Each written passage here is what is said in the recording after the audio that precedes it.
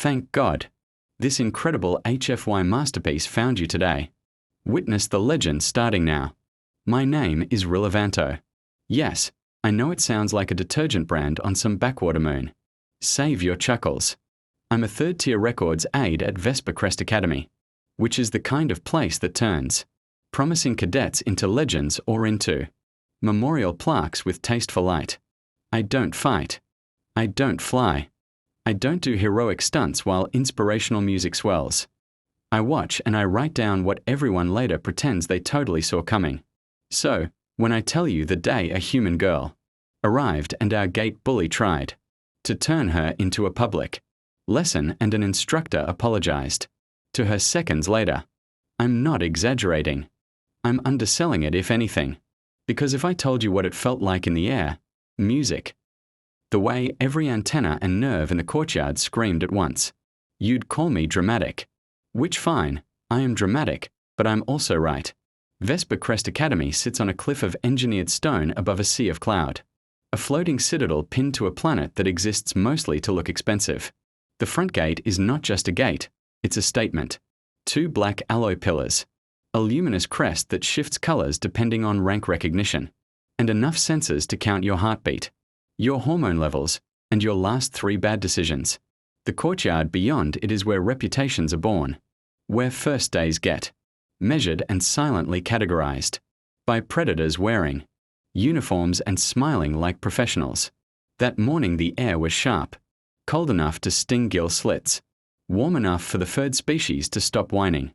Cadets gathered in clumps pretending not to stare at each other, failing in the usual spectacular way. I was stationed at the records kiosk, a modest booth with a glass screen and a stack of entry slates because the academy trusts me with paperwork and trusts nobody with anything else. I was mid-sip of cafeteria bitter brew when the crowd shifted. It wasn't loud. It was instinctive, music, like a school of fish feeling a shadow pass overhead. Heads turned, spines straightened, conversations thinned. And there she was, a human, female, young, smaller than most of the bruises Vesper Crest like to collect. Not wearing ceremonial anything, no cape, no dramatic escort. Just a fitted travel jacket, a small pack, and a face that looked like it had already seen enough nonsense to last 3 lifetimes. Music. Her hair was dark, tied back. Her eyes did that human thing. The focused stare that makes it feel like they're measuring your skeleton for a display case. She walked like she belonged there, which in our courtyard was either confidence or a medical condition. Someone near me whispered, "That's the Terran." Someone else replied, "They actually sent one." I thought it was a rumor.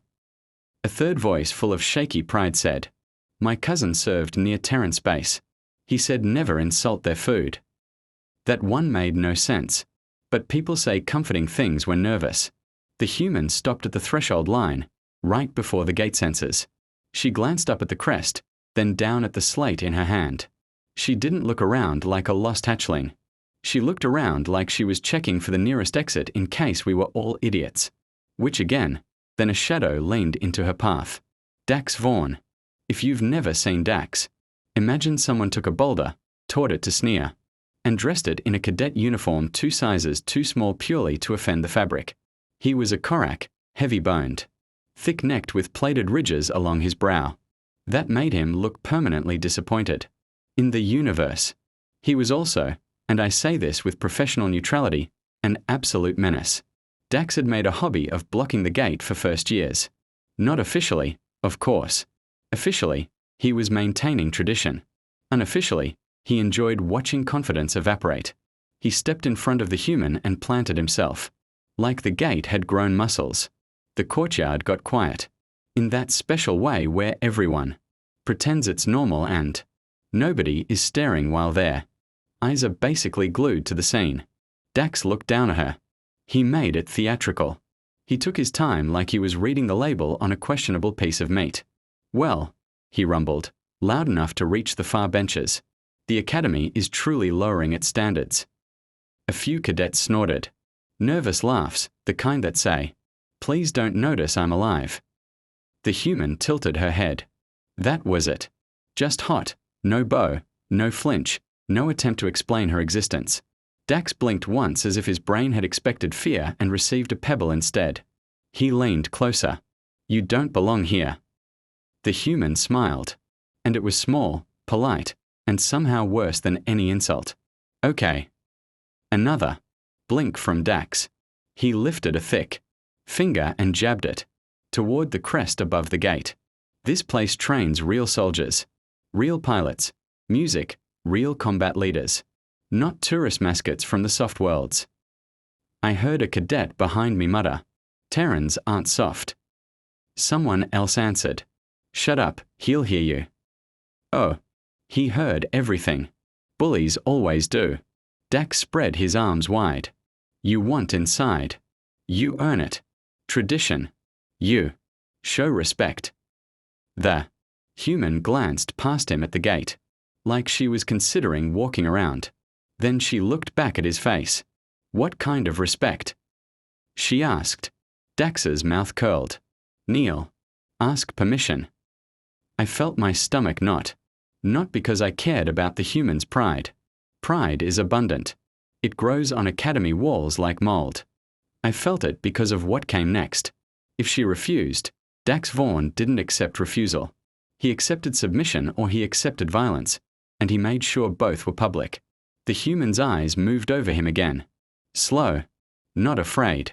Curious. Like he was a problem in a textbook and she was deciding the shortest solution. She exhaled. No. It wasn't loud, but it landed. Music. Dax's ridges flared. No. No, she repeated, like she just confirmed the weather. A ripple ran through the crowd. I saw wings twitch. I saw tails stiffen. Even the confident cadets leaned forward a fraction because whatever happened next would become currency. Dax's voice lowered. You're new here, Terran. You don't know how this works. The human nodded once. True. Dax stepped closer. Then let me teach you. He raised his hand, not a fist yet, but the intention was visible like a blade half-drawn.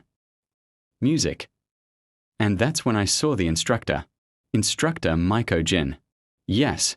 I know you told me not to reuse certain names often. Relax. This is not that name. This is Maiko. Short. Easy. And he looked like a walking caution sign. Maiko was a Rian. Tall and wiolene with narrow eyes and a scar that split his upper lip.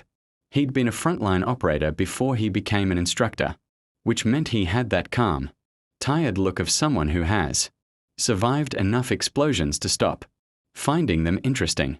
He was crossing the courtyard toward the gate. Fast, but not fast enough. Dax's hand swung down and the human moved. I have seen quick. I've seen drill champions. I've seen duelists. I've seen Azori cadets snatch a thrown blade out of midair and smile about it. This was different. The human didn't dodge like prey. She didn't scramble. She didn't panic. She shifted her weight like she was stepping onto a familiar stair. Dax's hand missed, slicing air because the target wasn't there anymore. The human's shoulder dipped. Her foot placed behind his. Her hand touched his wrist. Touched. Not grabbed. Not clamped. Just guided. Then Dax Vorn, the gate boulder. The pride of Korak brutes. The terror of first years, pitched sideways. Not slammed. Not launched. Pitched. Like a tower that suddenly realized its foundation was imaginary. He hit the ground with a sound that made half the courtyard flinch. The human stepped back and raised both palms open. Peaceful. Like she just prevented a spilled drink. Dax lay there for one stunned second, then exploded into motion roaring, music, trying to rise. The human didn't retreat. She just said calmly, "Are we done?" That should not have been funny. It was funny. I made a sound that might have been a laugh, and I immediately coughed to disguise it because my survival instinct is excellent. Music. Dax surged up, eyes wide with pure humiliation. You look like you'd been slapped by the concept of physics. You tripped me. The human nodded. Yes. You think you can embarrass me in front of everyone. The human looked around at the silent courtyard, then back at him. You picked the location. Music. That was when Instructor Maiko arrived. He grabbed Dax by the shoulder and yanked him back so hard the larger cadet stumbled. Enough. Maiko snapped. Dax pointed, sputtering. Instructor. She attacked me. Maiko's gaze flicked to the human. Quick. Assessing. He took in her stance, her breathing, the way her hands were open, but her feet were placed for balance. Then he looked at Dax, then at the crowd. His jaw tightened. You blocked the gate again. Maiko said. Dax tried to stand taller. Tradition, instructor. Maiko's voice went cold. Tradition is not assault. Dax's ridges flared with outrage. She disrespected me. The human raised a finger slightly, polite like she was asking to speak in a meeting. I said hi. A few cadets made choking sounds. Someone behind Maiko whispered. She said hi. Maiko turned his head toward her. His expression shifted from anger to something else. Not admiration. Not fear. Recognition. Like. He'd heard a story and now the story. Had walked into his courtyard. Wearing a travel jacket. He took one step closer to the human. His voice lowered. Controlled. Name. The human lifted her slate. Rina Vale. A music. Simple. Clean. Not a war title. Not a ceremonial chain of syllables. Music. Just Rina. Maiko nodded once. Then he surprised everyone by doing something instructors never do at the gate. He stopped being a statue. He moved like a person. He inhaled. He looked her in the eye. He said clearly in front of the entire academy entrance, I owe you an apology. The courtyard froze so hard I swear the air thickened. Dax's mouth fell open. Rina blinked. For what? Marco's jaw flexed. For allowing this to happen in my perimeter. Dax barked. Instructor. Marco didn't even glance at him. That was the terrifying part. Dax Vorn, the courtyard bully, had become irrelevant. Marco kept his eyes on Rina. You should have been met properly. Not tested by a cadet with an ego problem. Rina's eyebrows rose. That's nice of you. It's necessary. Marco said sharp.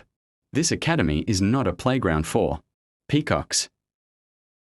Then he turned, his head slightly addressing the gathered cadets without fully breaking eye contact with her. Listen carefully, he said. The Terran cadet is under my direct intake. Any interference will be treated as insubordination. A murmur surged through the crowd. Direct intake was rare. It meant the instructor had taken personal responsibility. It meant the academy cared enough to protect you or control you. Often both. Dax was purple with rage. You can't do that. Marco finally looked at Dax. And when he did, Dax shrank. Just a fraction. Music. I can. Marco said. And I will. Then in what felt like the final humiliation, Marco pointed to the ground. Apologize, he told Dax. The courtyard collectively held its breath. Music. Dax's eyes bulged. To her. Yes. Marco said. Dax's hands clenched. His teeth bared. He looked like he might explode or attack or do something reckless. And then he did the thing I never thought I'd see. He lowered his music head just enough to count. I apologize, he growled out. Rina's face stayed neutral. She didn't gloat. She didn't smile. She just nodded. Like she'd accepted a package delivery. Okay, she said. And the gate sensors chimed recognizing her slate. The crest above shifted to a bright welcoming tone.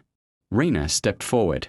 Dax stood there trembling with rage but Marco's hand stayed on his shoulder heavy as a restraint collar. Rina crossed the threshold. She was inside. Her music. And I realized something that made my fingers go cold around my slate. Instructor Marco Jin did not apologize because she tripped the bully. He apologized because he knew exactly what she was. Not just a human. Not just a cadet. Something else. Something the academy had been waiting for or fearing or both. Marco walked beside her toward the inner courtyard. Music. I watched them pass my records kiosk. Close enough for me to see the details. Rina's hands had faint marks on the knuckles. Not fresh bruises. Old. Repeated. The kind you get from training.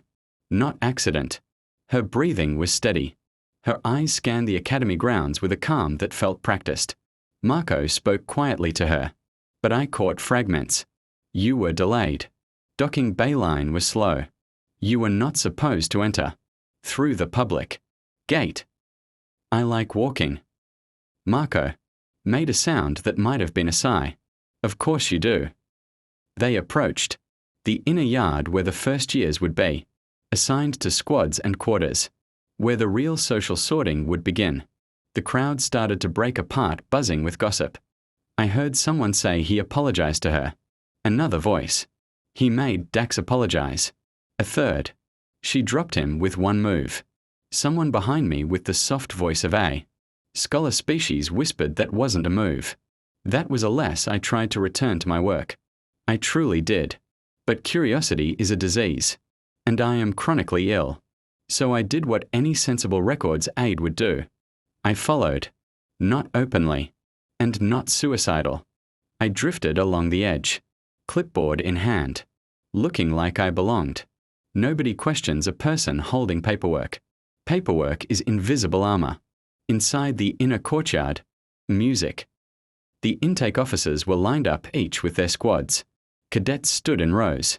Some trying to look fierce. Some trying not to faint. Some, music, already choosing targets with their eyes. Rina and Marco stepped into the center lane. Conversations died again. The intake officer in charge, Captain Silex Rowe, strode forward.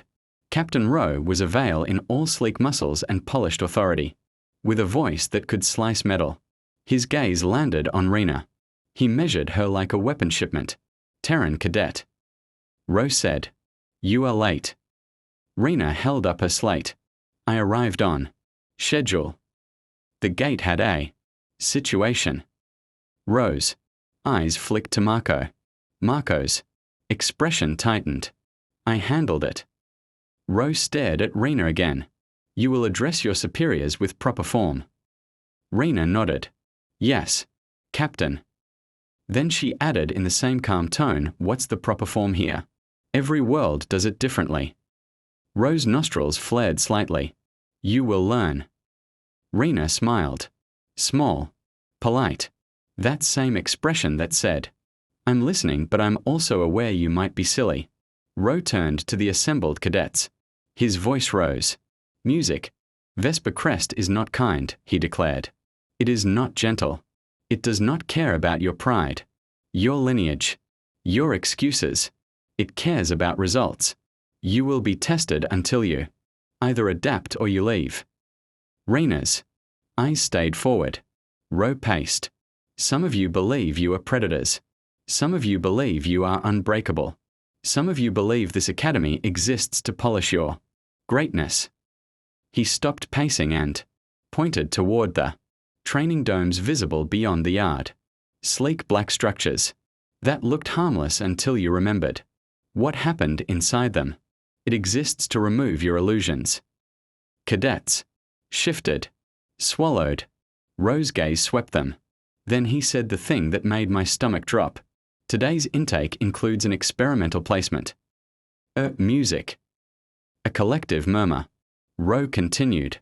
A cross-species performance trial. Lab evaluation. No pre-adjustment. That was not standard. That was dangerous. My eyes snapped to Marco. His shoulders stiffened. Rina's head tilted a fraction. Interested. Rowe's voice sharpened. Cadet Rina Vale will participate. The courtyard, music, reacted like it had been struck. Some cadets looked thrilled. Some looked offended. A few looked scared in a way they tried to hide. I felt my mouth go dry. An experimental trial on day one? With no pre-adjustments? That meant one of two things. Either the academy wanted to show off the human or it wanted to break her in public. Rina didn't flinch. She just asked, "What's the trial?" Rowe's lips thinned. You will find out in music. The dome. Marco stepped forward, voice low but firm. Captain. This is not what was authorized. Rowe's eyes snapped to him. Instructor, do you question command? Marco's jaw flexed. He didn't answer, which was answer enough. Rowe turned back to Rina. You will proceed. Rina nodded. Okay. That single word again. Okay. Like she was agreeing to a classroom quiz, not a high-risk evaluation designed to make a point. Rowe gestured to 2 cadet escorts, both tall, both armed with practice staves. Escort her, he ordered. The 2 cadets stepped forward, clearly trying to look tough. One of them, a lean avian named Kez, gave Rina a sharp evaluating look. Music. The other, a horned brute named Bram, smirked like he'd already decided she was entertainment. Rina looked at them both. Lead the way. They walked toward Dome 3, the one with the reinforced doors and their warning lights that always made first years suddenly remember their religion. I followed at a careful distance, still pretending to be busy with a clipboard. Marco walked behind them, his eyes locked on Rina, like he was trying to predict an explosion before it happened. As they reached the dome entrance, I saw Dax Vorn again. Course he was there. Bullies appear wherever humiliation can be repaid. He stood near the side gate with a cluster of his friends, jaw tight, eyes burning. Music. When Rina passed him, Dax leaned forward and hissed, "This isn't over." Rina didn't even slow. She glanced at him, expression neutral, and said, "I hope it is. I'm busy today." Busy? Yes, busy walking into an experimental trial that smelled like a trap. The dome doors hissed open. Cold air spilled out, carrying the scent of metal and sterilized sweat. Rina stepped inside. Marco followed. The doors began to close. And right before they sealed, I heard Captain Rowe say quietly to someone beside him, "If the human is real, she'll adapt. If she isn't, we stop wasting resources." My grip tightened on my clipboard, so hard the edge bit into my palm. Because that sentence told me everything. This wasn't a welcome. This was a verdict in progress. And inside Dome 3, the Academy was about to find out what a human girl really does when you treat her like a test subject. The doors sealed with a heavy clang. The lights above the dome entrance shifted from neutral white to alert amber, and every cadet in the corridor leaned closer. Music. Hungry for the outcome. So did I. Because I had a terrible feeling the apology at the gate was the smallest shock we were going to witness today. And if I was right, someone was about to beg for forgiveness again. Not because it was polite, because it would be the only smart option left. The moment Dome 3 sealed, the corridor changed. Not physically. The walls stayed the same. The lights stayed amber. The air still smelled like disinfectant and ambition. But the mood shifted into that sharp electric silence.